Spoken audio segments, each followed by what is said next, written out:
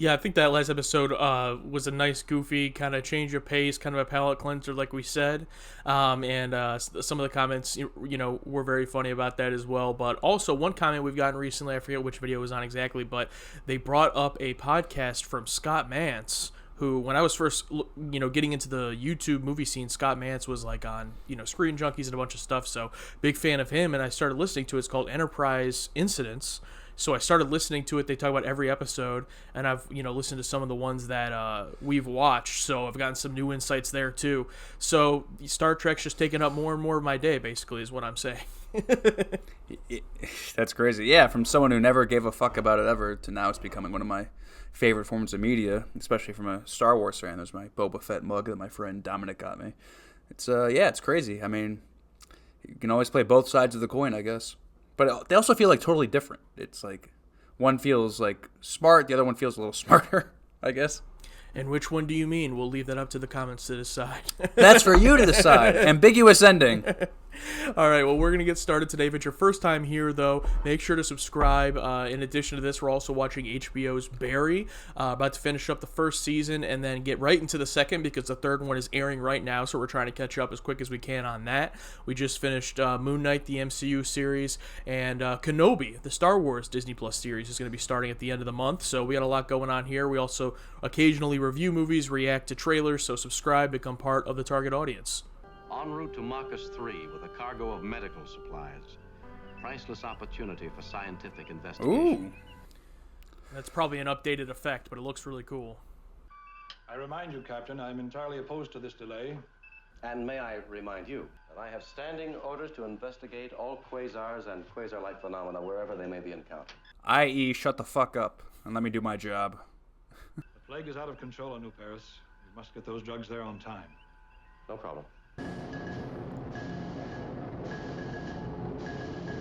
Those shuttlecraft look a little bit less like a Winnebago, more like a spacecraft. Yeah, I'm glad they updated that. Whoa. Mr. Spock, radiation is increasing. Galileo to Enterprise. Galileo to Enterprise. Come in, please. We are out of control, being pulled directly into the heart of Murasaki 312. Anything at all? Nothing clear, Captain. Just a few words about being pulled off course. 24-foot shuttlecraft. Off course. Out of control. Finding a needle in a haystack would be child's play. Oh, we didn't even do the intro yet. I already feel like that guy is somehow... He knew what was Our villain of the week. Yeah. As soon as he walked out on the deck, just... Yeah. I knew something was up. I was opposed to this from the very beginning. Our flight to Marcus 3 is of the very highest priority. I'm aware of that, Commissioner. There's one planet in the solar system capable of sustaining human life. As far as we can determine with our equipment malfunction, it's just about dead center of the Murasaki effect. With half the characters gone, Uhura gets a bigger role in the episode. Good to see. Nice. Oh, God, they crashed. Oh. Nice selling there in the back. With his just holding his wrist. Yeah. The one guy's just like this. What a mess. Picturesque descriptions will not mend broken circuits, Mr. Scott. Traces of argon, neon, krypton, all in acceptable quantities. Krypton? I was going to say, they've filmed this whole scene with one shot, which is really cool. Mr. Latimer, Mr. Gaetano, you'll arm yourselves. Scout out the area. Oh, there's a cut. You ruined it. This is a very large planet. Then you don't think they'll find us? Not as long as we're grounded. Oof. Bones is basically like, look, am I going to die or not? All wavelengths dominated by ionization effects, sir. You don't really think you'll have any luck, do you? Look, these people are my friends and my shipmates. I intend to continue the ship's search for them until the last possible moment. Notice how he said friends first. Launch shuttlecraft Columbus. I was going to ask, is Columbus the name of the other one? And there you go. Oh, Galileo Columbus. That scene was also all one long take, so I wonder if this is like a directorial choice, whoever directed this episode. Oh, I'll have to check the credits. Ooh, directed by Edgar Wright. Oh, wow. Very bad, Mr. Spock. In what way? We've lost a great deal of fuel. We'll have to lighten our load by at least 500 pounds. The weight of 3 grown men. You could put it that way. You mean 3 of us must stay behind? Unless the situation changes radically, yes. Damn. Damn, Spock. All right, Mr. Spock. My choice will be a logical one. He was avoiding the question a little bit, though. Yeah, Spock and Bones have really settled on their characters very well. Like, they totally got to figure it out.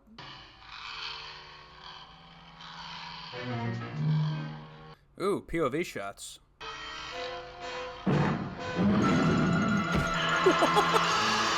Oh my god! Ah! Wow, how big must have that thing been if it threw that huge spear? Maybe it was hairy mud. Oh man, it really impaled him. Ooh. Rude about the shaft, I believe. Not very efficient. Is that all you have to say? What about Latimer? Getting him back to the ship should not interfere with our repair efforts. If you need assistance, We'll do it. Damn. Spock versus the world this episode. Any word from engineering on our sensors? They're working on them, sir. You're running out of time. I haven't forgotten that, Commissioner. I hope this guy ends up serving more of a purpose than to just, like, remind Just Kirk. the constant reminder. Yeah. The man's dead. He deserves a decent burial. Mr. Spock, that's your place. My place is here. We may all die here. At least let us die like men, not machines. I wonder how much of their disagreement with him is in what he actually is telling them to do versus, like, how it comes off. And if there's any racism. Like Like, if- oh, you fucking Vulcans. Yeah, like if Kirk was doing all of these same orders, which he wouldn't, but if he did it with his personality, if they would still disagree as much, interesting to think about. Yeah. Oh, God. That first one was a weak-ass lob. Mr. Boma, you return with me to the Galileo. Mr. Gaetano, you remain on guard here, keeping contact with the ship. Sorry, bud.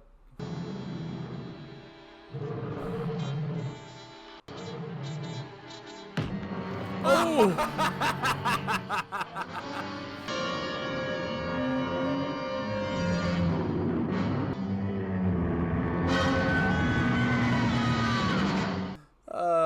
They should have cut a little earlier on that one. Good No to see. purple nosebleed. He seems to be okay. Yeah. I was going to say, good to see he's not eaten in half. Uh-oh. I think that hit him! That hit him! You might as well admit it, Mr. Spock. Your precious logic brought them down on us. Uh-oh. Ah! Step by step, I have made the correct and logical decisions. And yet 2 men have died. How much longer, Mr. Scott? Another hour, maybe 2. Jeez. What word from the sensor section? That last report they were getting. Hey, just a friendly reminder. You have 2 hours and 43 minutes, Captain. I'm perfectly aware of how much time I have left. Mr. Scott, how much power do we have left in the ship's batteries? Well, they're in. Do you think they have some extras just rocking the set back and forth? I would insist upon a decent burial, even if your body was back there. Mr. Boma. Well, I'm sick and tired of this machine. That's enough. All right, Mr. Boma, you'll have your burial. Provided the creatures will permit it. I'd be like, fuck you, man. Get out of here. I don't care about a burial. Live. Don't let me die for nothing. Yeah, I feel that he's probably going to end up dying, too. You have your orders. Recall your search parties and proceed to Marcus 3 immediately. Prepare to abandon search. Set course for Marcus 3. Damn. He's got to do it, though. Stand ready, Mr. Sulu. A lot of interesting camera work in this one. Oh, no! Damn it. Oh, there you go, Spock. Oh! See how he's holding it? Like he's Yeah. trying to keep it on his Yeah. leg because it's so light. I told you to lift off. Don't be a fool, Mr. Spock. We couldn't leave you out there. The logical thing for you to have done was to have left me behind. You said a while ago that there were always alternatives. I may have been mistaken. Well, at least I lived long enough to hear that. Mr. Spock. Oh, he's going to make himself noticeable. He jettisoned the fuel and ignited it. We need that fuel to maintain orbit. Something there on the screen. Taurus 2. 10 seconds to atmosphere. last action you'll ever take, Mr. Spock.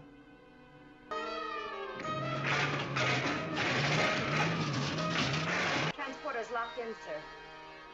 Activate beams. So now they can beam people up from the deck? So they're gonna come in the sitting down position and just collapse? Captain, transporter room just beamed up 5 persons. Ahead, warp factor 1. Aye, sir. Oh, we're not gonna get a reunion hug?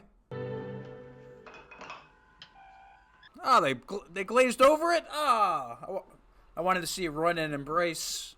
Oh my god. Or at least their reaction to like realizing they've been beamed up would have been nice. I don't understand about all this, and maybe you can explain it to me. Logically, of course.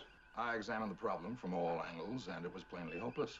See, you mean you reasoned that it was time for an emotional outburst? Checkmate, Mr. Spock. You're not going to admit you committed a purely human, emotional act. No, sir. You're a stubborn man. Yes, sir.